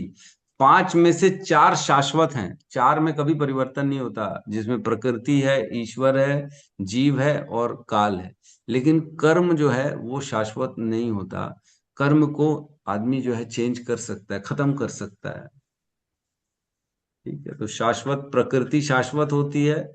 यद्यपि शाश्वत का अर्थ यह है कि वह उत्पन्न होती रहती है और प्रकट और अप्रकट होती रहती। प्रकृति आती है और चली जाती, आती चली जाती, लेकिन है वो शाश्वत, भगवान की शक्ति है वो। ठीक है प्रभु। राइट प्रभु। हरे कृष्ण। हरे कृष्ण। यस मधुनंदनी माता जी। हरे कृष्णा प्रभु जी, दंडवत प्रणाम। प्रभु राम जी, माता अभी जी। आप बता रहे हैं जैसे हम अभी माया में हैं, तो मतलब हम जो जैसे सतुगुणी प्रयास कर रहे हैं कि जीवन को बदलने का, अपने भगवान की सेवा में रहते हैं, तो फिर भी हम बदल नहीं पा रहे हैं, तो क्या ये हमारा प्रारब्ध है कि हम अहंकार में हैं? नहीं नहीं नहीं नहीं नहीं नहीं, क्यों नहीं बदल पा रहे हो? आप तो बदल तो रहे हो, धीरे धीरे सब सेवाएं कर रहे हो, अपने आप को भगवान की सेवा में लगा रहे हो, इस संसार की वस्तुओं से अपने आप को दूर कर रहे हो। तो ये तो माया में कहाँ हो आप? धीरे धीरे माया से बाहर निकल रहे हो ना। कहते हैं माया से बाहर निकलना ऐसा है जैसे जमीन से पहाड़ की चोटी में चढ़ना। ठीक है। जी। तो जमीन में हम रहते हैं, अब पहाड़ की चोटी में चढ़ना है, तो एक दिन में तो चढ़ेंगे नहीं, समय लगता है चढ़ने में, धीरे धीरे धीरे धीरे। तो जैसे जमीन से आदमी ऊपर जाता है धीरे धीरे धीरे धीरे ना, तो जमीन में जितने लोग रहते हैं, अपना घर परिवार है, उनके प्रति वो देखता है बार बार, अरे सब छूट रहा है, अरे सब छूट रहा है, अरे छूट रहा है। तो धीरे धीरे धीरे धीरे ऊपर जा रहा है, फिर मध्य में पहुंचता है, तो अभी नीचे भी प्रति भी उसका विचार चल रहा है, ऊपर के प्रति भी विचार चल रहा है, ऊपर भी जाना है उसको, चोटी में चढ़ना है, नीचे सब छूट रहा है उसका भी विचार चल रहा है। अभी पूरी तरह से नीचे वालों का विचार कया नहीं है, धीरे धीरे जी। धीरे धीरे ऊपर जाता है, जब जाके चोटी में पहुंचता है तब वह विजय हो जाता है, तब अपने मंजिल को प्राप्त कर लिया, अब पूर्ण रूप से वो अपने जमीन को उसने छोड़ दिया। तो हम भी धीरे धीरे धीरे धीरे माया को छोड़ने के प्रयास में हैं। कुछ क्षेत्र में छोड़ दिया है, कुछ क्षेत्र में अभी भी नहीं छोड़ पा रहे हैं, क्योंकि हम अपनी इंद्रियों पे, मन पे पूर्ण रूप से कंट्रोल नहीं है, हमारे अंदर ज्ञान नहीं है, शरणागति नहीं है। तो ये जब तक आएगा नहीं तब तक पूर्ण रूप से माया को छोड़ भी नहीं पाएंगे। जी। हरे कृष्ण प्रभु जी। हरे कृष्ण। तो माया जो है ये 24 घंटे काम करती है ना, 24 घंटे। एक बार प्रभुपाद से किसी ने पूछा, प्रभुपाद क्या आप माया में नहीं हो? तो प्रभुपाद ने बोला, नहीं मैं माया में नहीं हूँ। तो प्रभुपाद को बोला, और बाकी सब? बोले बाकी सब पूरा संसार माया में है। तो बोले आपको माया क्या नहीं छू सकती? तो प्रभुपाद ने बोला, छू क्यों नहीं सकती, लेकिन मैं माया में नहीं हूँ। मैं क्योंकि हमेशा 24 घंटे कृष्ण की शरण में हूं। तो तुरंत जैसे लेक्चर ऑफ हुआ, तो तुरंत प्रभुपाद गए भगवान की शरण में और रोने लगे भगवान के पास जाके। तो प्रभुपाद से पूछा गया, प्रभुपाद आप क्या कर रहे थे, भगवान से क्या प्रार्थना कर रहे थे? तो बोले मैंने भगवान से यही प्रार्थना की कि हे भगवान मुझे माया में मत जाने देना, मेरी रक्षा करना, मैं माया में ना फंसूं। तो प्रभुपाद 24 घंटे भगवान का स्मरण करते थे ताकि वो माया से दूर रहें। तो जो भगवान के शरण में है, माया उसे छू भी नहीं सकती है। हमने पढ़ा था ना अभी एक श्लोक आता, विलज्ज मानयः, जिसमें कहते हैं माया को शर्म आती भगवान के सामने खड़े होने में, क्योंकि माया क्या काम कर रही, सभी को भगवान से दूर करने का प्रयास कर रही है। बहुत सुंदर श्लोक था, अभी तो बताया था ब्रह्मा जी ने कुछ श्लोक पहले। विलज्ज मानयो, माया लज्जित होती है। 2.5.13 है ना, 2:5:13 इसमें कहते हैं विलज्ज मानयः यस्य स्थातुम इच्छिताम स्थातुम इच्छापते अमुयः विमोहिता विकथन्ते मम आहित मम अहम इति दुर्धियः। श्री भगवान की भ्रमिक शक्ति माया अपनी स्थिति से लज्जित होने के कारण सामने ठहर नहीं पाती, लेकिन जो लोग इसके द्वारा मोहित होते हैं वे यह मैं हूं और यह मेरा है के विचारों में लीन रहने के कारण व्यर्थ की बात करते हैं। जो माया में है वो बेसिकली भगवान से विमुख है, क्योंकि भगवान की पीठ के पीछे है माया, और भगवान इस तरफ है, माया इस तरफ, ऐसे हैं दोनों, है ना। भगवान इधर देख रहे हैं, माया भगवान की पीठ के पीछे इस साइड खड़ी है। तो जो माया में है तो वो भगवान से पीछे है, और जो भगवान के सामने है वो माया में नहीं है। तो दोनों एकदम अपोजिट डायरेक्शन है। तो जितनी देर हम भगवान के सामने रहते हैं उतनी देर माया नहीं रहती, लेकिन जैसे ही हम भगवान से दूर हो जाते हैं तो माया में आ जाते हैं और माया हमें पकड़ लेती है। यस कमल लता माता जी। हरे कृष्ण प्रभु जी। प्रभु जी, लोग कहते हैं कि मैं ज्यादा बात नहीं करती, हंसती नहीं हूँ, सिर्फ जाप में लगी रहती हूँ। जैसे अभी आपने प्रभुपाद जी का बताया कि माया के लिए पूछा, तो ऐसे मेरे को अश्रु भी बहुत आते प्रभु जी। ऐसा कुछ बात होती है ना मेरी, सच में प्रभु जी, कोई खाने को ना बोले तो मैं खाऊं भी ना, सोना तो मजबूरी है शरीर के लिए। तो प्रभु जी, इसको लोग बुरा मानते हैं, ऐसा क्यों है प्रभु जी? कि लोग इसमें नहीं है ना, लोगों को इसका ज्ञान नहीं है ना। जिसको पता ही नहीं रहेगा वो तो बुरा मानेगा ही ना, बोलेगा हमारे जैसे नहीं है। जैसे 90 लोग एक तरफ हैं और 10 लोग एक तरफ हैं, तो 90 लोग अपनी बात करेंगे, अपने विचारों को सही ठहराएंगे, 10 लोग अपने विचारों को सही ठहराएंगे। तो ये तो विरोधाभास चलता ही रहेगा, है ना।